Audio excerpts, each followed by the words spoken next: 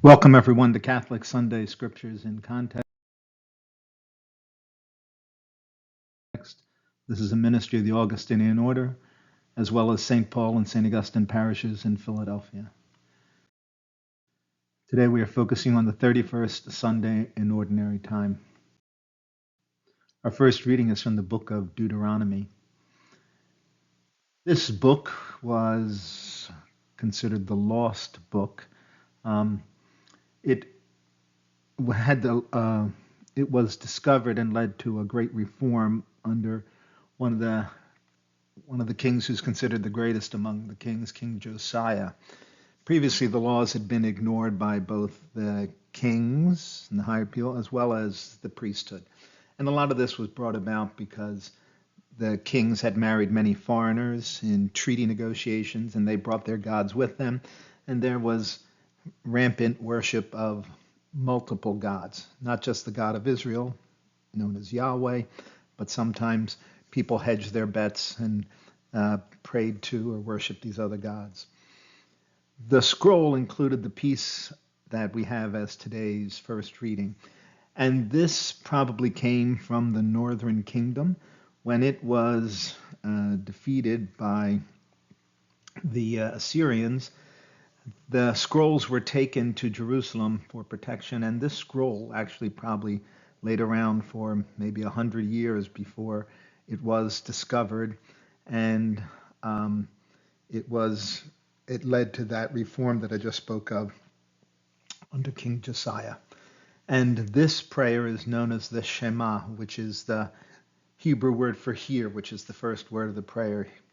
And it is almost like a creed about monotheism, that only the Yahweh is the true God.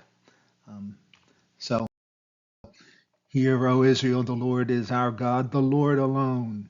Therefore you shall love the Lord your God with all your heart, with all your soul, and with all your strength. And that's a prayer that Jewish people would say regularly twice a day. And if you've ever gone over the house of a Jewish person, you might see this mezuzah on the lintel of the doorway or on the side of the door as you enter. And most Jewish people put their hand and touch this to recall these words. The second reading today is a continuation of the letter to the Hebrews. And, it's carrying the theme from last week that Christ is the true high priest. And now the temple has been destroyed. The Levitical priesthood, the Levites, have no place to offer sacrifice.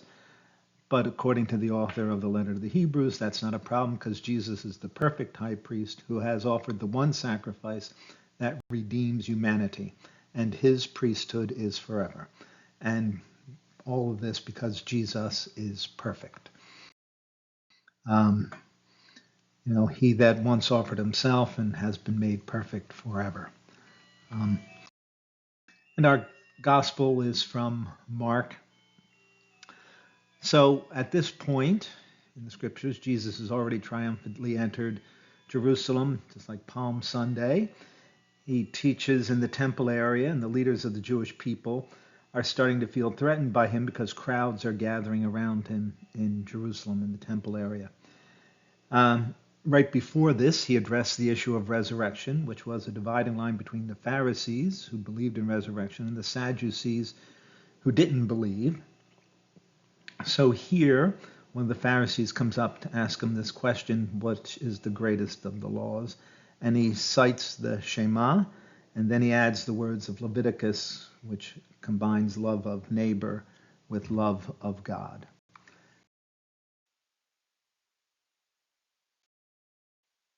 Please pray for peace, and if you think this is helpful to someone, please pass it on. Thank you very much.